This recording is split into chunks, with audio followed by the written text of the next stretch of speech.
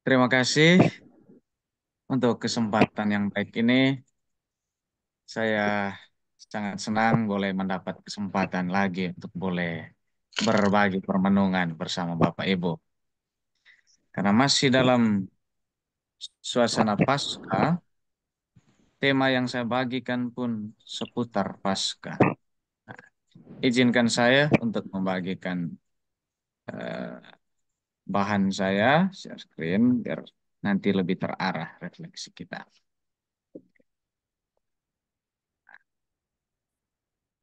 Ini dia. Semoga kalau sudah masuk, saya bantu beri saya kode. Oke, masuk ya. Bukti kebangkitan Tuhan. Selamat bertemu kembali untuk yang pernah bertemu. Salam jumpa untuk yang baru pertama kali bertemu. Saya Pater Eki Junedin OCD. Saat ini bertugas dan tinggal di Biara Teologan OCD di Yogyakarta. Saya akan membagikan satu tema permenungan sekaligus sebuah katekese untuk kita. Ya. Dengan beberapa pokok bahasan nanti dalam kesempatan ini, nanti saya akan berikan sebuah pengantar singkat, lalu beberapa poin ini. Ada 7 bukti yang membuat kita tidak boleh tidak percaya akan kebangkitan. 7 bukti yang semakin meneguhkan kita bahwa Tuhan Yesus yang kita imani itu sungguh-sungguh bangkit. Nanti kita akan lihat buah-buah konkret atau efek dari kebangkitan itu. Lalu beberapa pesan aplikatif, apa makna kebangkitan itu bagi kita. Ini daftar isi, sinopsis, gambaran umum dari keseluruhan tema kita. Ya. Sehingga kalau Bapak Ibu mungkin kehilangan fokus di satu bagian, ya selamat menanti di bagian yang lain. Nih.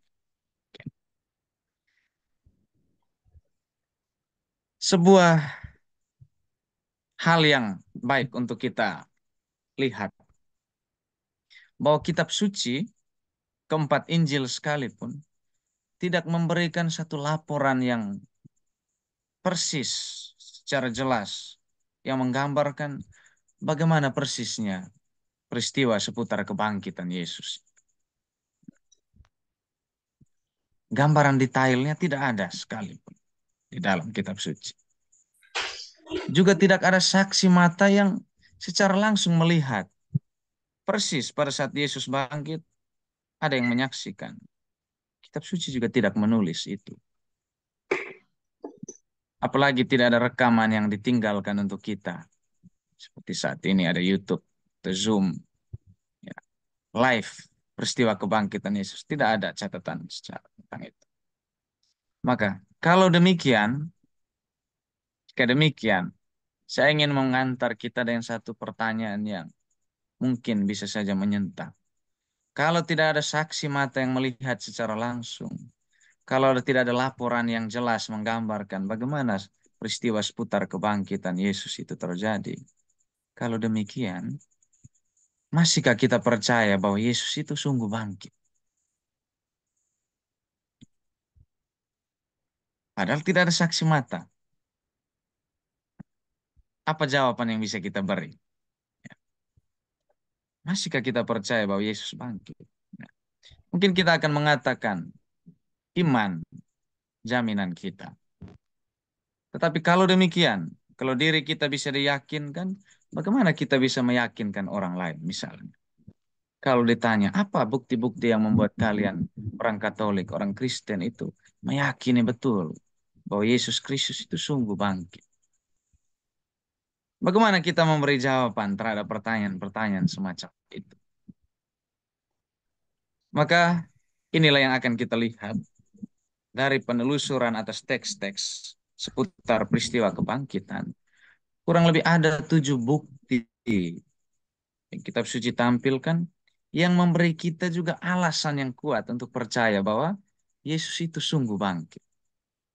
Nah, jadi kalau Bapak Ibu kesulitan untuk memberi jawaban, semoga setelah melihat 7 bukti ini, kita punya dasar yang selain menjadi pijakan bagi iman kita, tapi juga menjadi jawaban untuk keraguan yang seringkali mungkin dialamatkan kepada kita. Jadi ada 7 bukti yang meyakinkan kita bahwa Yesus Kristus itu sungguh bangkit. Kita akan lihat satu persatu. Saya mencoba untuk membawa sesederhana mungkin untuk bisa membantu kita untuk memahami bagian-bagiannya. Bukti yang paling pertama adalah adanya para prajurit. Para prajurit yang menjaga makam Yesus. Jadi kitab suci menulis demikian. Ketika itu imam-imam kepala dan ahli-ahli Taurat serta kaum Farisi itu meminta sepasukan khusus tentara kepada Pilatus untuk menjaga makam Yesus. Paling tidak selama beberapa hari. Karena apa? Nanti kita lihat alasan. Jadi digambarkan dalam Matius bab 27 itu. Katakan, maka mereka pergi dan mengamankan kubur itu. Kemudian menutup batu pada pintu makamnya dan memasang atau menempatkan penjaga di sana. Jadi makam Yesus tidak ditinggalkan begitu saja seperti umumnya makam yang hari-hari ini ada. Setelah peristiwa pemakaman, kuburan itu ditinggalkan kos. Tapi saat itu makam Yesus dijaga khusus oleh para prajurit-prajurit yang terlatih. Ini nanti memberi kita konsekuensi yang penting. Mengapa bukti adanya para prajurit yang menjaga makam Yesus ini memberi kita jaminan atau bukti bahwa Yesus sungguh bangkit. Jadi digambarkan kalau kita ingat peristiwa pada malam Paskah, Injil yang mengisahkan kemana Maria Magdalena dan para Maria yang lain. Ketika mereka pergi dan tiba sampai di pintu makam Yesus, mereka tidak mendapati ada tentara lagi di sana. Sehingga dalam Matius bab 28 ayat 11 dikisahkan, oh, ketika mereka pergi, beberapa penjaga itu masuk ke kota dan melaporkan kepada imam-imam kepala semua hal yang telah terjadi di sana. Apa saja semua hal yang terjadi itu? Salah satunya pintu makam Yesus itu sudah tidak ada di situ. Atau peristiwa-peristiwa lain. Jadi mau dikatakan bahwa orang yang paling dekat, yang berada paling dekat dengan peristiwa ketika Yesus bangkit, pastilah para prajurit ini. Mereka pasti melihat dan mendengar sesuatu.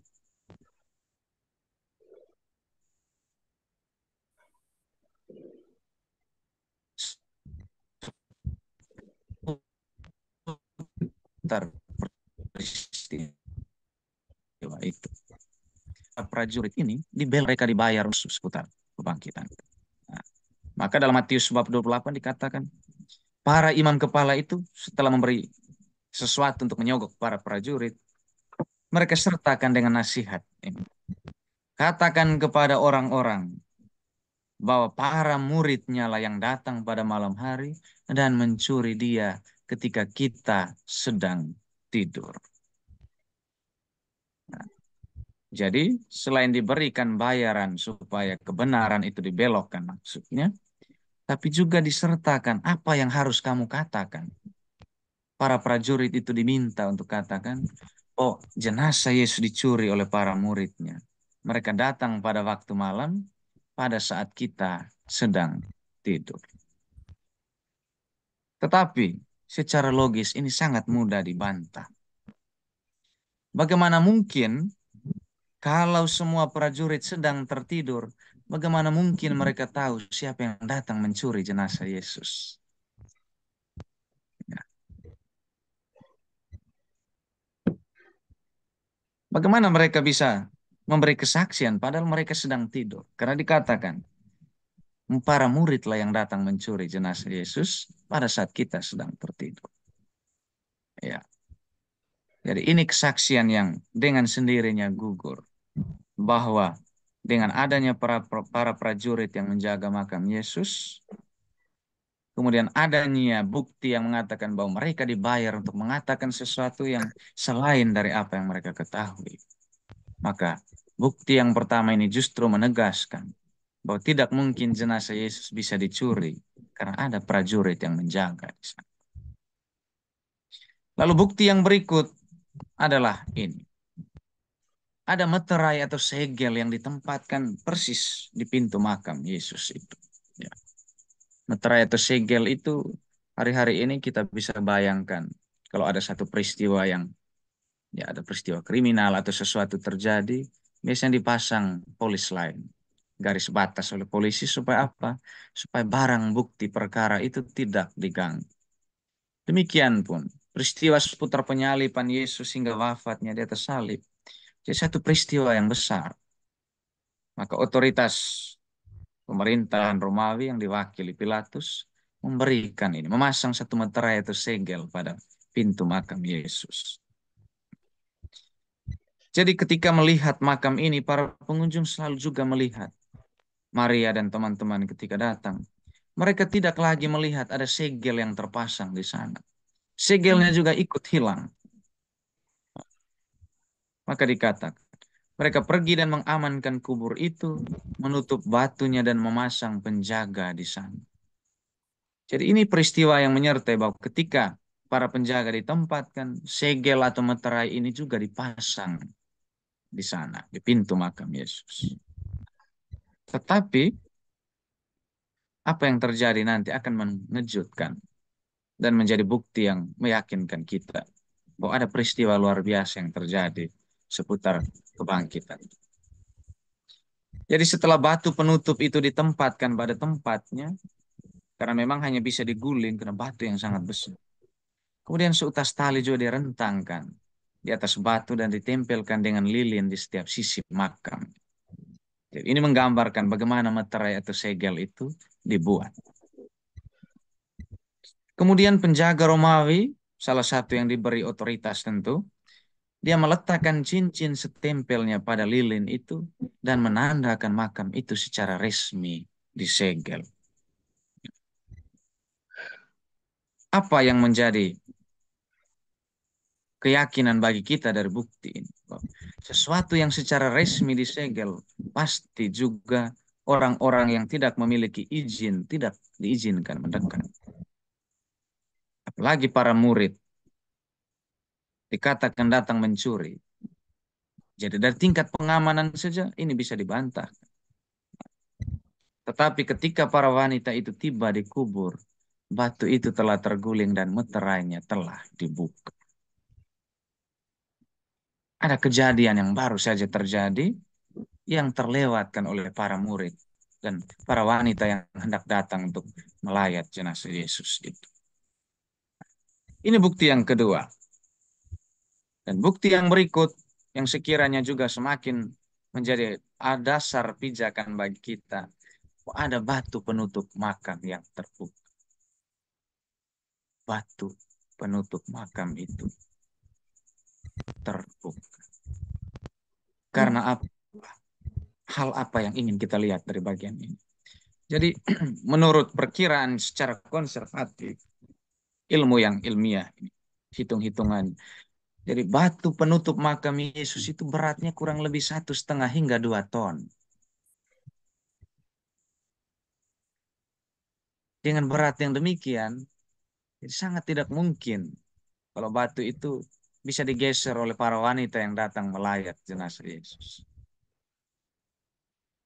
Tidak mungkin juga batu seberat itu bisa dipindahkan oleh beberapa orang saja. Pasti butuh satu kekuatan lain yang melampaui itu.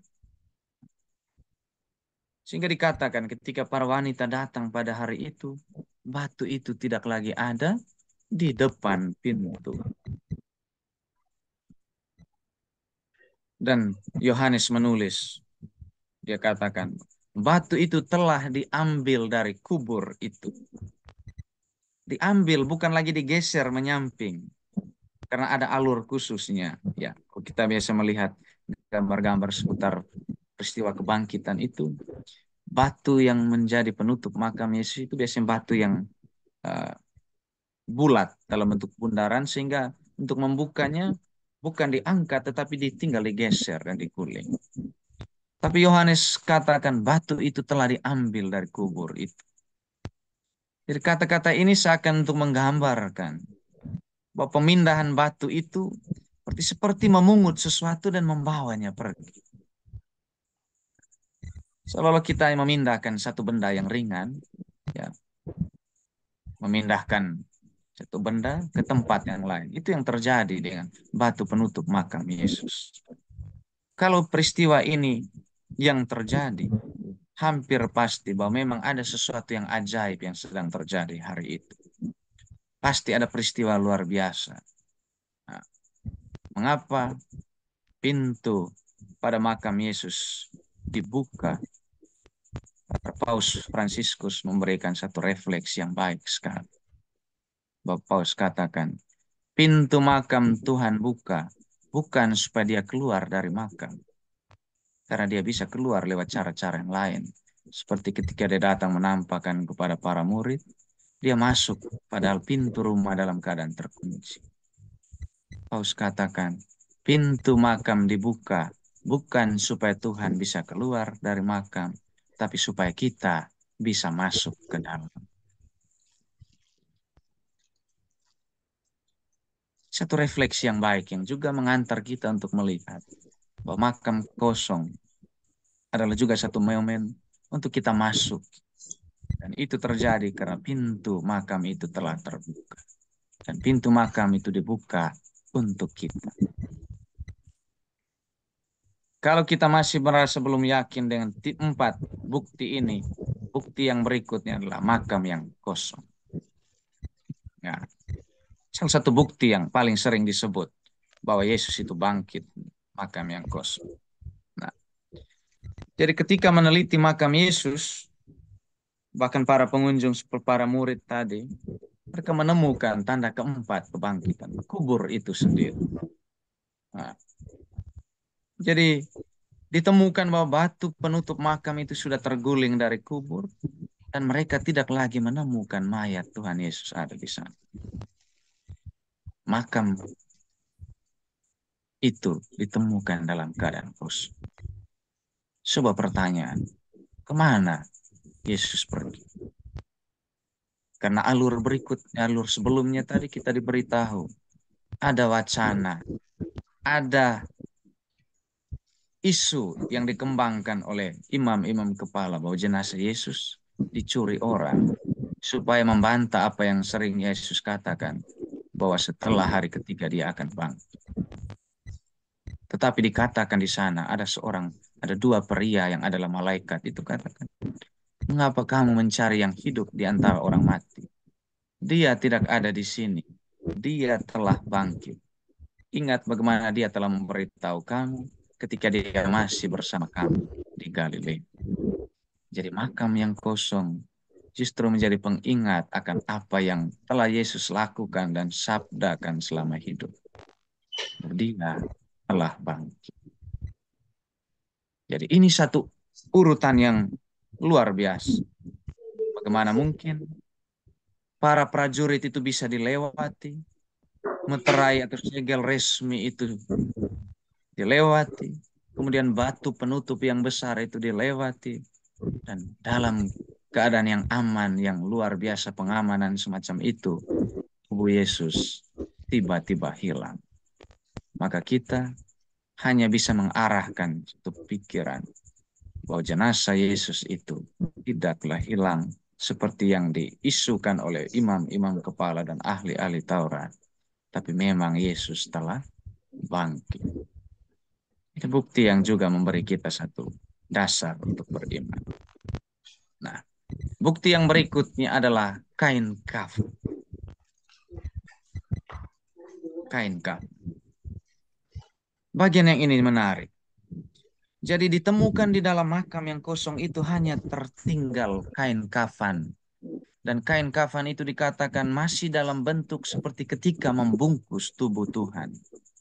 Masih dalam bentuk-bentuk tubuh ketika itu dilingkarkan untuk proses pembaringan jenazah dalam tradisi Yahudi kan memang setelah dirempah-rempai lalu dibungkus dengan kain kafan. Jadi kita bisa menggambarkan seperti ulat kepompong yang menjadi kosong tetapi masih tinggalkan bentuk. Itu itulah juga yang terjadi dengan kain kafan yang Tuhan Yesus tinggalkan ketika peristiwa kebangkitan itu. Jadi seolah-olah ada kekuatan itu. Jadi kain kafannya masih tertinggal, sementara isi yang dibungkus, yang dibalut kain kafan itu sudah tidak ada. Ini memberi kita bukti dan bantahan yang kuat bahwa tidak mungkin jenazah Yesus dicuri. Karena kalaupun dicuri atau dipindahkan oleh para murid, pasti kain kafannya juga akan dibawa. Nah, jadi tanda Paskah yang kelima ini justru menghancurkan gagasan tadi. Tubuh Tuhan Yesus telah dicuri. Ya. Bagaimana mungkin kalau jenazahnya dicuri, tapi kain kafannya masih tertinggal dan masih dalam posisi seperti seolah-olah membungkus tubuh Yesus, tapi tubuhnya tidak lagi ada. Bukti yang lain yang memberi kita semakin kuat alasan untuk percaya adanya bekas luka pada tangan dan lambung Yesus. Peristiwa ini terjadi ketika Yesus pertama kali menampakkan diri. Ada salah satu murid yang bernama Thomas ini, dia tidak ada di situ. Ya. Seperti mungkin dalam komunitas-komunitas, kadang orang-orang tertentu itu tidak hadir pada peristiwa-peristiwa penting. Thomas rupanya punya ciri yang begini juga. Lalu Thomas katakan, saya tidak akan percaya sampai saya sendiri melihat. Sebelum saya mencucukkan jari pada bekas luka pada tangannya, pada bekas luka pada lambungnya, sekali-kali aku tidak percaya. Thomas katakan itu.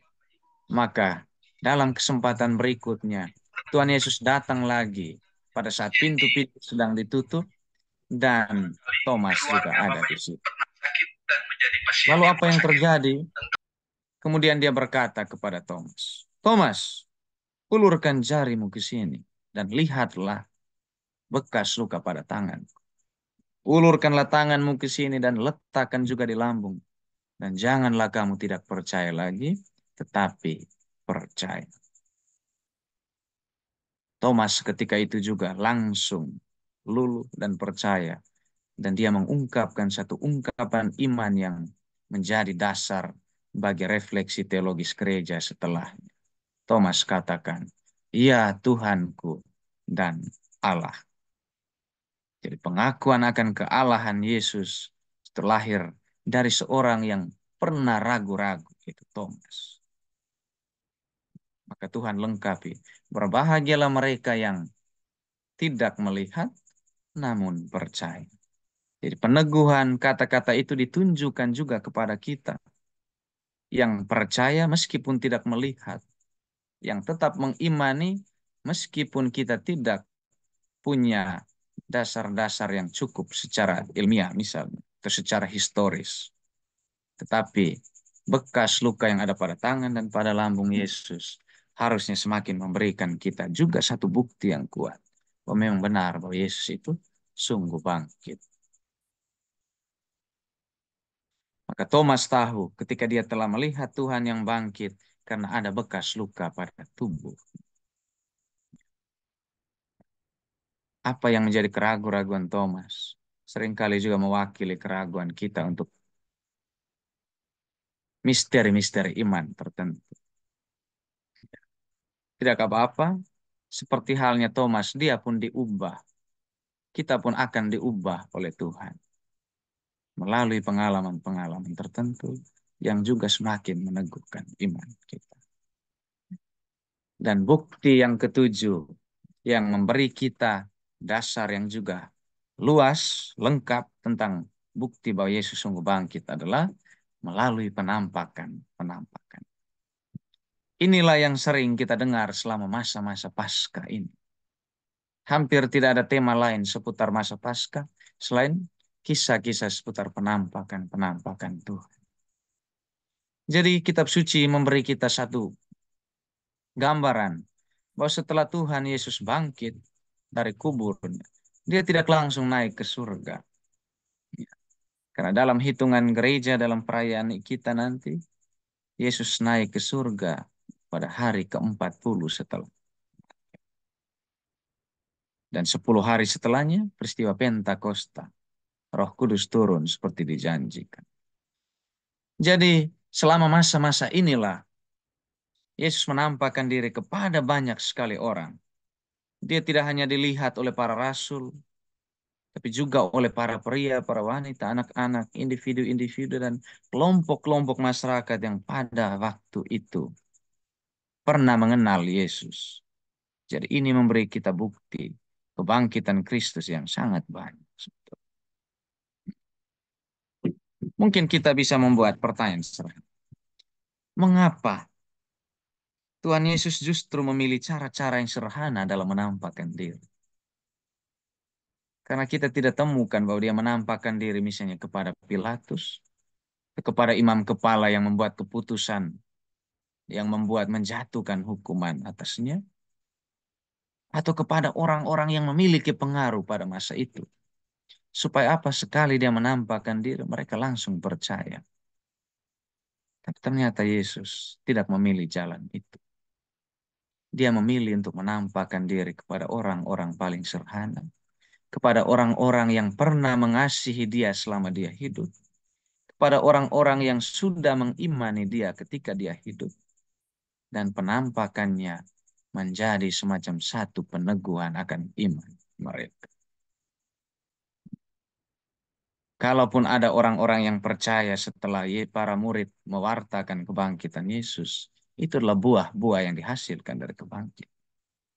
Tapi Yesus menampakkan diri justru kepada orang-orang yang paling sederhana. Orang-orang yang sudah menerima dia. Dan Maria Magdalena justru menjadi orang pertama yang Yesus pilih untuk mengabarkan berita kebangkitan.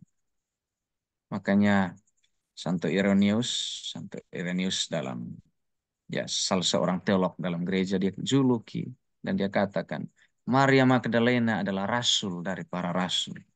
Karena dialah yang pertama mewartakan kabar kebangkitan itu kepada para rasul yang lain.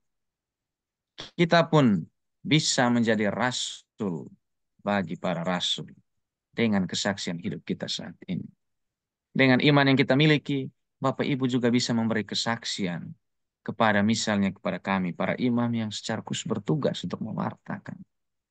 Setiap kita sebetulnya seperti Maria Magdalena menerima tugas pewartaan dari Tuhan Yesus. Tuhan akan memakai siapa saja yang dia kehendak, bukan siapa yang layak. Maria Magdalena menjadi orang yang dia kehendaki untuk juga menjadi saksi dari kebangkitan. Bisa jadi itu juga akan terjadi dengan hidup Bapak Ibu, dengan hidup kita sekali. Ini 7 bukti yang harusnya memberi kita dasar-dasar untuk percaya. Bagian yang kedua, baiklah untuk kita melihat apa saja buah atau efek dari kebangkitan. Ini penting. Setelah kita diberi dasar atau bukti bahwa kita menerima Tuhan sebagai Tuhan yang sungguh bangkit, berikutnya secara lebih konkret, apa saja buah atau efek-efek dari kebangkitan Kristus. Yang pertama, dikatakan dalam kitab suci bahwa para murid menjadi percaya. Buah paling pertama dari kebangkitan itu adalah iman dan kepercayaan. Itulah mengapa kalau kita memberi jawaban terhadap dinamika pertanyaan reflektif di awal tadi. Masihkah kita percaya bahwa Yesus itu bangkit? Padahal tidak ada saksi mata yang memberi kita bukti yang cukup. Jawabannya adalah iman dan percaya. Yesus yang bangkit itu menjadikan iman yang sudah ada dalam diri para murid itu menjadi semakin kuat dan bertumbuh. Maka harusnya juga kita sekalian, buah-buah kebangkitan itu harus menjadikan iman kita semakin kuat dan teguh. Kalau justru makin goyah, makin loyo, berarti kita belum mengalami kebangkitan. Kita belum siap menjadi saksi, kita belum mengalami buah dari kebangkitan. Buah yang lain adalah kegelisahan, ketakutan, kecemasan para murid pasca peristiwa penyaliban hingga wafat Yesus itu dihalau, seakan-akan digantikan dengan satu harapan. Itulah mengapa awal sekali itu kita diberi gambaran bahwa para murid mengunci diri dalam rumah-rumah karena ketakutan. Kemana mungkin Yesus yang mereka kagum itu wafat di salib. Apalagi dengan kita ini yang hanya pengikut-pengikut. Tetapi setelah kebangkitan, ketakutan para murid diganti dengan keberanian untuk mewarta. Kegelisahan, kecemasan para murid diganti dengan harapan bahwa ada nilai yang lebih dari apa yang Yesus telah tunjukkan dengan wafat dan penderitaan. Jadi, kebangkitan Yesus juga memberi kita bukti bahwa Dia tidak mati secara sia-sia. Bahwa seluruh karya yang Tuhan Yesus telah mulai tidak musnah seiring dengan kematian.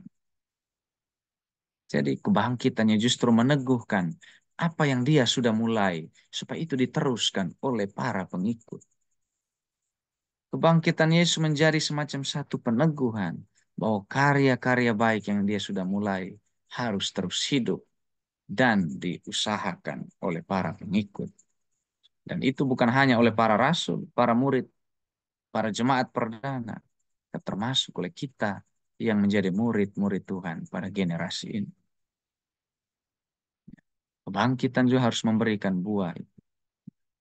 Dan juga kebangkitan Yesus memberikan pembenaran atau menjadi satu pembenaran dari Allah terhadap sabda, terhadap karya dan perjuangan-perjuangan yang Yesus sudah lakukan.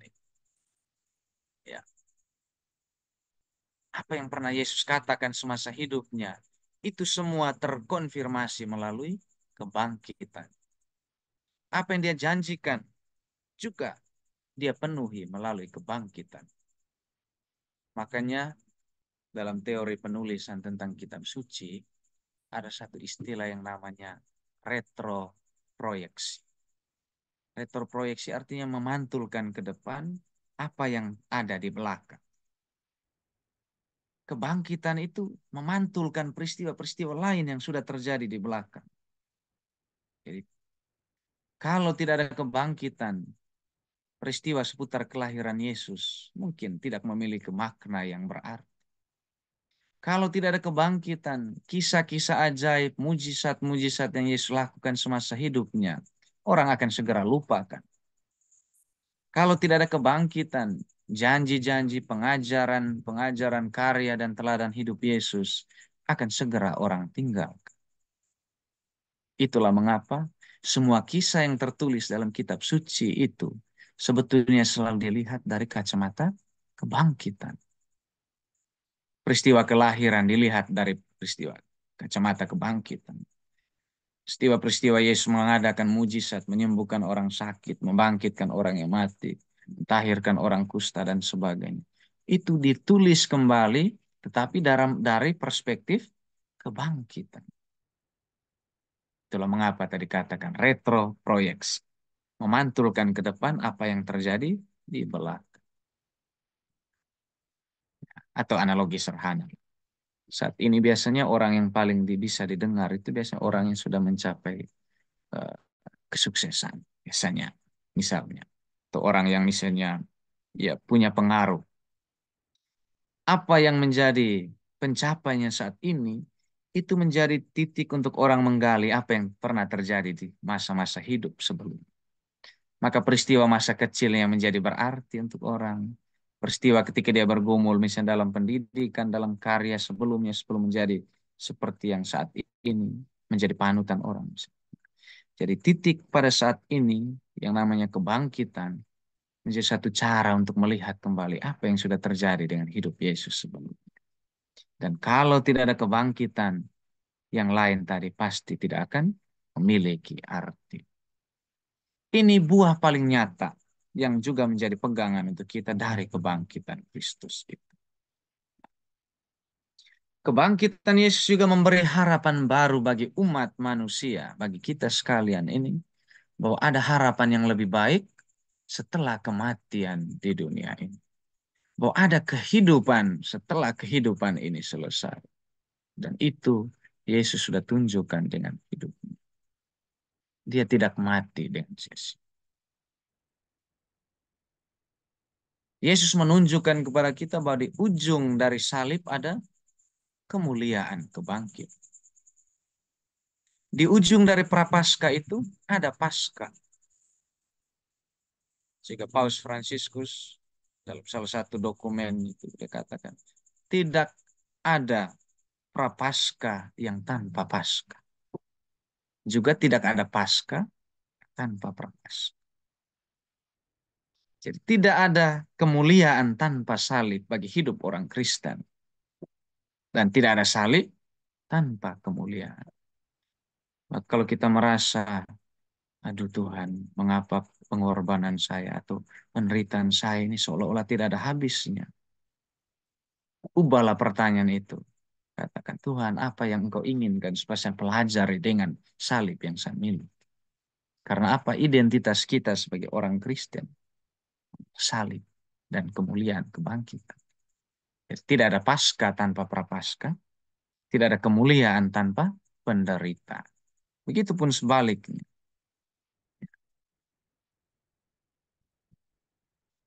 Berulang kali dikatakan dalam surat-surat Paulus bahwa Allah yang membangkitkan Tuhan akan membangkitkan kita juga oleh kuasanya. Jadi buah kebangkitan Kristus itu akan kita nikmati juga. Akan semua orang beriman alami. Kita juga akan turut dibangkitkan. Dan ini adalah perikop yang paling meneguhkan di seputar peristiwa kematian. Karena satu-satunya yang harus menjadi penghiburan bagi kita adalah jaminan bahwa kita akan dibangkitkan sebagaimana Kristus telah bangkit. Ya. Santo Agustinus menulis satu refleksi yang baik tentang ini. Dia katakan, melalui kita dia mati, tetapi melalui dia kita hidup. Secara sederhana, saya coba bahasakan secara baru demikian. Dia mati karena kita, namun kita bangkit karena dia. Alasan Tuhan mati itu karena kita. Tetapi kita, alasan untuk kita bangkit adalah karena Yesus Kristus. Karena dia yang mengalami kematian itu telah lebih dulu bangkit. Maka dia mati karena kita, namun kita bangkit karena dia. Kalau kita sudah sampai pada pemahaman akan hal ini, maka tidak lagi ada alasan untuk kita menyangkal apakah Tuhan itu bangkit sungguh-sungguh atau tidak. Nah, lalu secara aplikatif, pesan konkret untuk kita. Apa makna kebangkitan bagi hidup kita? Saya ingin membantu kita untuk melihat satu perspektif ini. Banyak orang itu memahami kematian itu hanya sebatas kematian fisik. Tetapi nyatanya, sebagai orang beriman, dalam kehidupan sehari-hari banyak orang Katolik juga yang sudah mati, sekalipun dia masih hidup. Banyak orang yang masih bernafas, tetapi cara iman dia mati. Orang yang mati itu gambarannya apa? Orang-orang yang putus harap. Karena dia tidak melihat ada kebangkitan. Orang yang tidak mampu, merasa tidak lagi mampu untuk memperbaiki keadaan, memperbaiki hidup. Dan orang-orang yang merasa bahwa keberadaannya itu tidak lagi diperhitung. Ini ciri-ciri orang yang sebetulnya sudah mati sekalipun dia masih hidup. Ya. Maka kebalikannya, orang-orang yang hidup atau orang-orang yang bangkit itu adalah mereka yang sekalipun jatuh tapi bangun. Orang-orang yang mampu keluar dari keterpurukan. Orang-orang yang masih menaruh harapan meskipun banyak pengalaman dikecewa. Orang-orang yang bisa bangkit dari kejatuhan. Dan yang tidak mudah menyerah dengan keadaan. Iman yang bangkit itu bukan iman yang pasrah dengan keadaan. Justru iman yang memampukan kita untuk berjuang memperbaiki keadaan. Kita tidak mengenal konsep tentang takdir. Bahwa seseorang itu sejak memang dia sudah ditakdirkan untuk hidupnya begini-begini saja. Tidak. Itu justru orang yang tidak menggunakan imannya itu sebagai dorongan untuk dia bisa berkontribusi bagi hidupnya, juga bagi hidup orang lain. maka kita melihat. Ya, saya yakin kita akrab dengan istilah yang tua ini, peribahasa tua. Gajah mati meninggalkan gading, harimau mati meninggalkan belang, dan manusia mati meninggalkan nama. Satu-satu yang kita tinggalkan adalah nama. Bukan nama yang baik untuk dikenang, karena kebaikan-kebaikan yang pernah kita lakukan, atau justru dengan reputasi yang buruk. Ya, ya. Mungkin kita mengingat tokoh-tokoh ini ada Mother Teresa dari Kalkuta, atau pahlawan kemerdekaan kita Soekarno-Hatta, Jenderal Sudirman, atau Yohanes Paulus II, atau tokoh-tokoh lain yang sekarang tidak lagi hidup bersama kita, tapi kita masih mengingat dan mengenang mereka. Padahal kita tidak pernah bertemu dengan mereka. Ini satu penggambaran bahwa meskipun mereka telah meninggal, tapi nama dan karya-karyanya tetap hidup dalam hati semua orang. Mengapa? Karena selama hidupnya mereka peduli terhadap orang. Dengan hidupnya mereka telah berbuat banyak untuk orang banyak. Maka kita pun, satu pertanyaan reflektif yang menutup sesi ini, dengan cara manakah kita akan dikenal? Kita pun harus memilih bentuk-bentuknya. Apakah kita akan dikenang sebagai orang yang tidak hanya peduli dengan diri, ataukah kita dikenang sebagai orang yang hanya mementingkan diri? Karena apa? Tuhan ingat,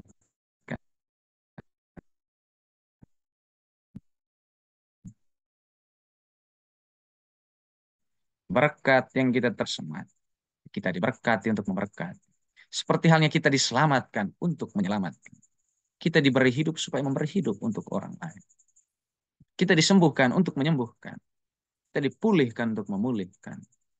Maka rahmat yang kita terima selalu Tuhan maksudkan supaya juga menghasilkan rahmat dan berkat untuk orang-orang lain.